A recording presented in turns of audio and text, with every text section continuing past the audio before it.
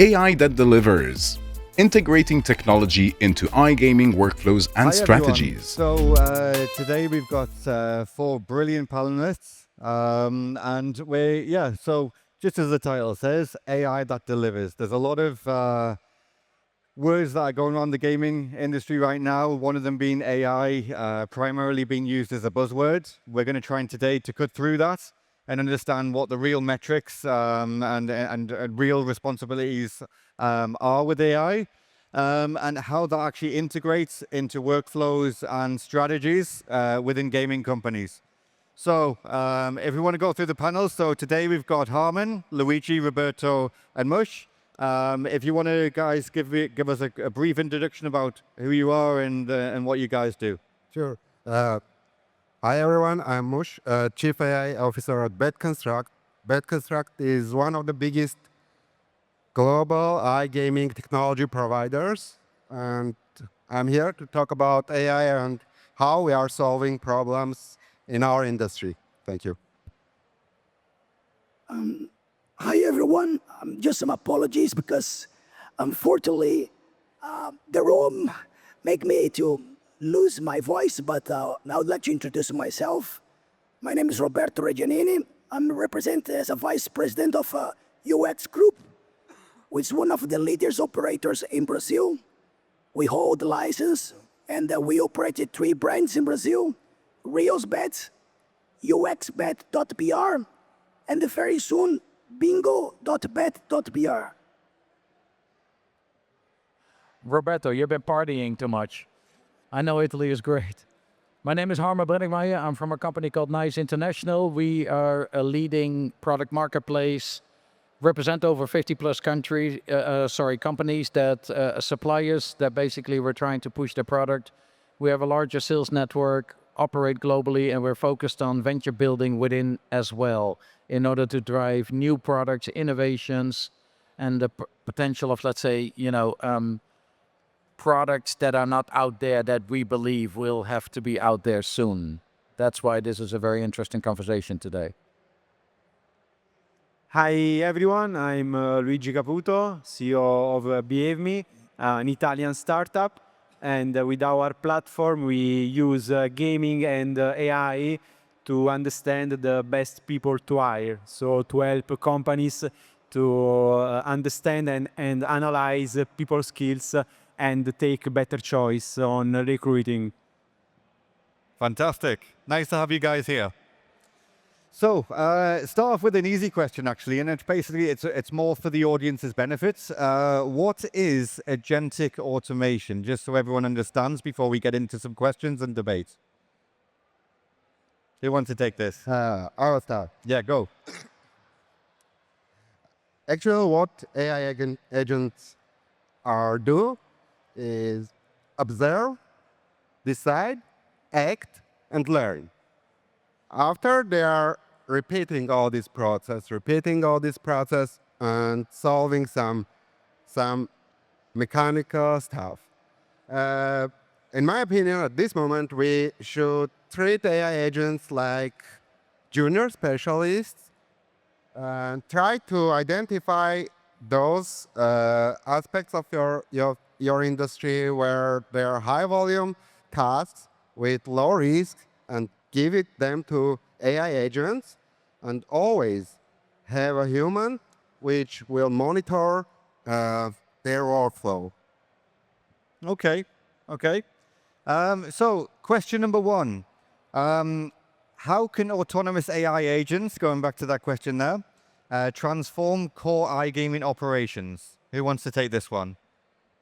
I can try. Roberto? Yeah. I would like to give some context from the operator perspective.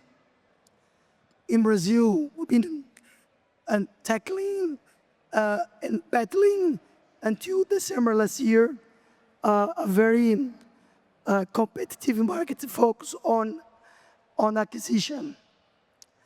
So the first step was done with the regulation.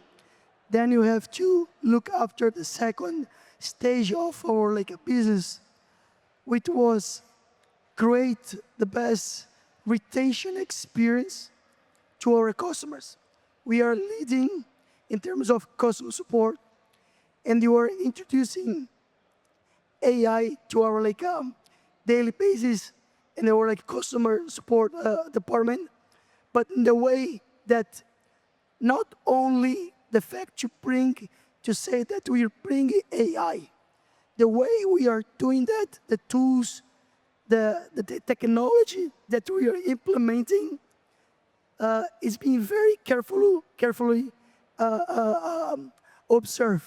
The most important thing for us is not just create or reduce costs or bring more efficiency, but for us, for the operator perspective, we are using a kind of expression internally that we want to create some digital empathy. So everything that you can create with AI to understand the customer behavior, but the most important thing I think AI can be disruptive is to create a kind of empathy when you bring customer into the technology. And Harmen, do you want There is a lot to be said to that subject, but to be honest, I think the discussion that we should have is where is AI going into the gaming industry with regards to what are the short-term wins and what are the longer-term wins. Where do we need help with regards to the regulators backing us, and where can we, let's say, take over? And I believe in the situation of, where AI is today, a lot of experimenting is already being done. It's already being, massively introduced in areas like KYC, AML, compliance. It's already being introduced on retention, what you can see in front of you, etc. A lot of things can already be recognized with regards to the player's behavior, what they prefer. But how far can we continue this? How far can we take it? And which type of operator will start leading? Those are the questions that I don't only have for myself, but that I have to my panel members as well. Where are we going to go as an industry with regards to taking this further, and how are we going to influence the regulators to make sure that we can start leading? I believe at the moment, with the developments, Europe is putting up a lot of guardrails. A lot of people in Europe want the guardrails. In America, China, there are no guardrails. If we are not careful, they're going to bypass us, but they're not going to bypass us necessarily in the gaming, but their technology will allow gaming companies in the gray area to do things that the regulated cannot do. That's going to be a problem.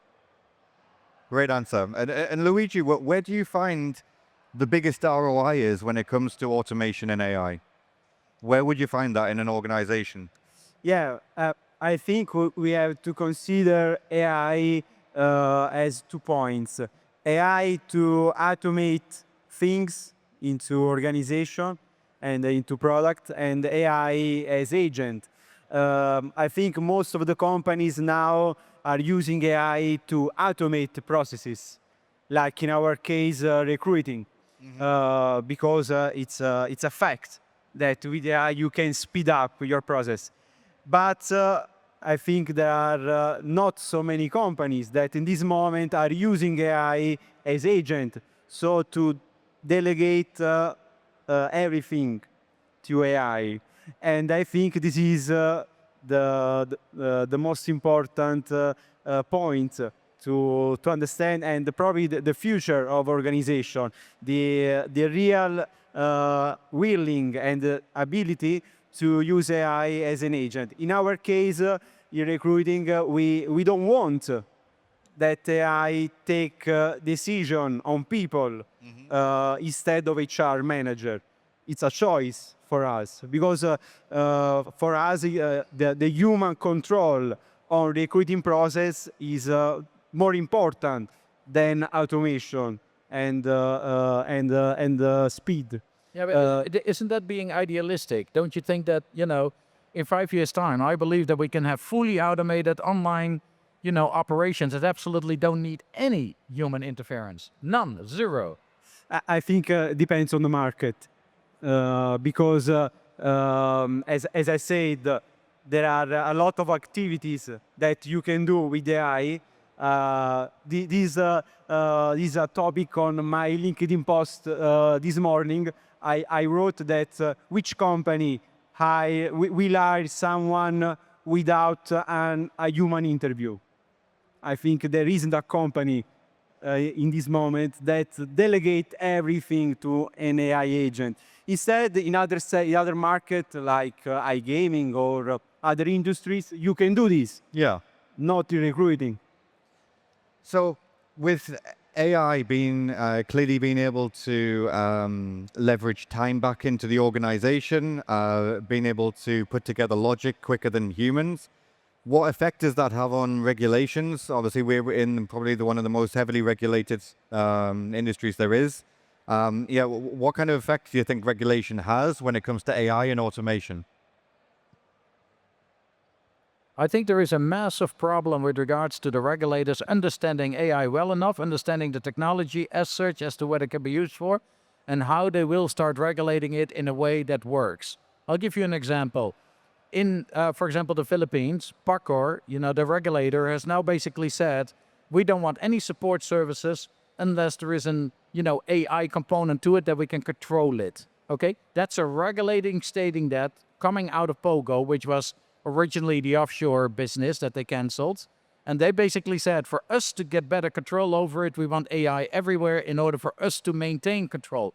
That's a forward-thinking, regulator. However, how exactly are they going to do that? Who is going to tell them what, are the proper means, to provide that with? There are only very few companies that can deliver it, number one. Number two is, are they then not being influenced by, let's say, those type of interests in order to, before they really look at what should we be looking at and what should be developed, and we should take a 2-3 year,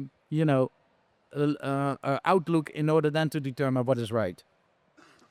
And with players now expecting highly personalized experiences, having the manpower in a manual way to be able to do that is becoming more and more impossible now with the type of players, the values of players, the geo the players. So the only option now to hyper-personalize is to integrate some level of AI.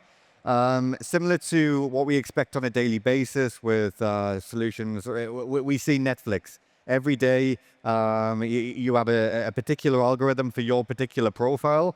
How does that mirror into gaming? How can we leverage them type of Netflix experiences on a daily basis within our sector?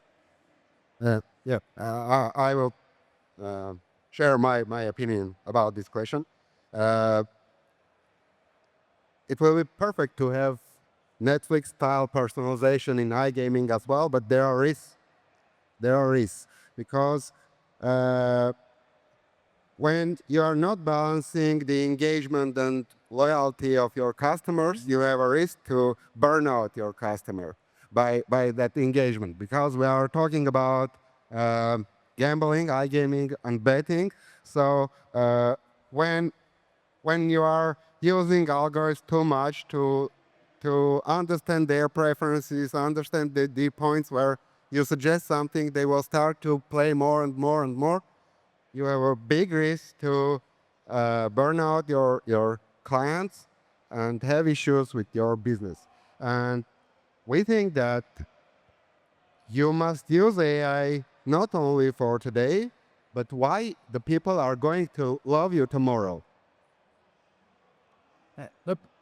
But Mushegh, don't you already think that that's happening in any case? I mean, I love it when people say, like, we burn out the player. And it's like, yeah, I understand. But the player, on average, has already its own budget, its own, he knows what he wants. If he plays one particular game and then he gets, other games being, presented in front of him, are you going to burn them out faster? Or are you going to basically give him some variety, some time to think, maybe have some, good games, bad games, different experiences? As a result, he might actually not burn out as quickly. He might actually get, for example, some kickbacks on, let's say credits or bonus points or, whatever else can be provided. I think it is a good thing. But there's always a but it needs to be somewhat, framed, right? Guardrails need to be put around it. That's what your company and many others supposed to be doing and proposing. I don't think you should think with the regulator in mind. I think you should think with the player in mind and making sure that the player maximizes his return, not the return to the operator, his return. And how close is too close? So you can personalize a player, but what is too much, and what what do you feel is overstepping the boundary of privacy to try and get that personalization approach? That's a very, very important point, Dan. Actually, because we have to be very careful in this journey to don't cross the line with the ethical, behavior as well. So the way that we understand the player also bring us the responsibility to how to handle this information, this behavior, in terms to have all the compliance, all the regulatory perspective, but mostly the ethical part of the business, understanding all these data, respecting and acting correctly on that data. I think that's a very important point. No, I agree. But don't you think that there is an opportunity here for, let's say, operators to ask the right questions from the player in order for the player to be continuously interacting with, let's say, the engine to basically say, I'm interested in this, I'm interested in that, I've been losing too much. Why am I not winning? Then the engine knows, oh, maybe I should, throw him a bonus. I should do this, I should do that. But with the player in mind, and then obviously that will benefit the operator in the long run. Yeah, but also I think we have to consider that in this moment we are using the American LLMs and the API system from OpenAI and the major AI companies. So I think when we talk about privacy, data, and so on, in this moment we don't know the data because we are using a third-party technology. And if tomorrow OpenAI close AI API, the API, the whole business and all companies don't have any more AI. So I think it's important also to find a way to not depend on these big tech companies. Well, I think that's totally essential. But I mean, when I'm talking about AI in the gaming industry, we need to develop our own LLMs. Every company needs to really, build their own infrastructure. I'd imagine you're already thinking about it, not? Yeah. And also, I agree with you, but not fully. As in the background. Majority of us are using iPhones, and we share with them every day all our data. Yeah. And those concerns are everywhere. Cross the line. We cross. And it's not specified to OpenAI, Anthropic's cloud, or DeepSeek, but it's a business, and it's somehow working. So we must think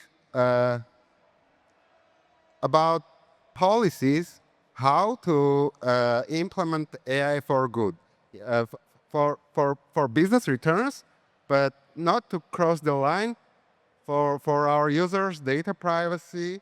They keep thinking about their well-being and keep them loyal to your platform. Yeah, I agree. But think about this one. We go to an airport. We give all our data. They know everything. We sign away any right to our data, telling people where we go. All of that is available to any government related to, the airlines and, let's say, the aviation where I'm going, right? Why don't we do that for gaming as well? Everybody's talking about GDPR. If I'm a gambler, I gotta be able to sign for how far and how deep I allow the operator to get my data. End of story. But that's the case. A lot of operators are signing GDPR. What? A lot of in regulated markets, especially in Europe, they are using GDPR. Yeah. No, but my point is, GDPR should be able to be signed away. I'm not saying it's possible right now because there isn't that flexibility. But a player should have the right to do so because it benefits him. Okay. And on that particular topic, I do have a question here that's quite relevant now. So as privacy regulations tighten, so GDPR, EU AI Act, what role does this play on on-device AI and to enable personalization and analytics? I mean, again, I think the fact you have this personalization or customization is not the end of the line. I think it's the way to get through it. Again, we have to be very careful. We are talking about how to have access for data in general, as Harmen said. So why not all this data going to be pulled out to be able to everyone inside of some regulatory framework be able to access? But the point is not to know what is the behavior of or what the players like it to be advanced to understand how he's feeling that one, how are we gonna be the emotional way in that particular day, on that particular moment, to be able to connect the customer, surround all this technology, all this data, to provide him the best customer experience. Not to be like promoting the same time, like the same title, or time by time to offer something new, or because the operator has some special situation with some provider, we are promote something. No, to try to understand deeply how it's gonna be the behavior of the player, respecting the momentum, the right time of the player. Not in general. I think that's gonna be one of the biggest challenges for AI, any tool, any technology. Again, we are trying to do that. It's like a long path, it's like a long run. As Harmen again said, I think like we have to create the proper ambient in terms of data lake, all the information, be properly organized, not to just throw away any kind of information and expect the AI economy fix everything. So we are in that path. I think the market's gonna be in that path as well. It's a lot of a learning curve for all of us, for the marketing, for the technology itself. But I think it's a good beginning regarding regulation. Just to make a last point here, we're gonna see a lot of a challenge in terms of regulation. I'll talk about Brazil, where I'm very into it. So, of course, we follow all the international regulation in terms of data protection. But this is still a topic that's not been discussed yet. How should it be, especially in our industry, And very quickly, we've got just under 3 minutes left. So I just want to go through each and every single one of you, maybe 30, 45 seconds, and quickly tell us, what does the future look like when it comes to integrating AI into your ecosystems, into your organizations in 2, 5, 10 years' time? How is that going to look compared to today? Start off with you, Mush, and then work along maybe? I think in the future we will see a faster and faster usage of the AI to have a lot of data. For sure, there will be a lot of other tools to have a better experience on AI. But I think the real question is what we do with all this data. So I think a part of the tech development of AI, we need also to understand the development or the strategic usage of AI. Because in my opinion, as human, we are not ready to use all this information. So probably we need to develop new skills. Gonna have to hurry you up now. Next one. Very much. Yeah, I think that actually my opinion is that large AI businesses are going to cover almost all the market, but there's going to remain space for domain-specific knowledge companies, where those large companies has not enough data or not even enough time to go and solve exact problems. So my opinion is that we must find those domain problems and solve those ones. Also, I think that AI is going to be everywhere. So we just need to retrain our teammates to not just create, but use AI in whole company. Each unit must have one AI agent worker, and it's now, it's not future. I think the main thing is that if you think of a factory that built cars that had 3,000 people in the past and can now run on 300 people, I think that's what you will see in gaming. I think that a lot of people will have to look for other jobs, and that I think a lot of people will have to either scale up, man up, know-how up, on everything that you know. Otherwise, you're going to be out of the business very soon. I think 3 to 5 years, and you'll see more than half of the casinos not being there anymore or fully automated. Excellent insights. And Roberto, very quickly, I know we're out of time. No, just like everyone talking about AI, but that's for real. That you see the number and the fast pace that people are engaging in AI to discover and explore it. We took like years and decades to get into this number of users in the internet. So AI is in quickly, space of time is already engaging. Of course, you're gonna be very disruptive from now onwards. That's like something for real. Fantastic. 100%. Well, thank you so much for your collaboration on today's talk, gents. Yeah, I think we're done. Thank you. Awesome. Thank you. Thank you, everyone.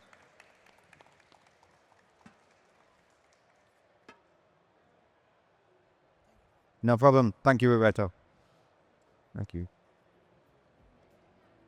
A massive, massive thank you to Dan for the brilliant moderation and to all our panelists on such an insightful topic, giving real clarity on applying AI instead of just noise.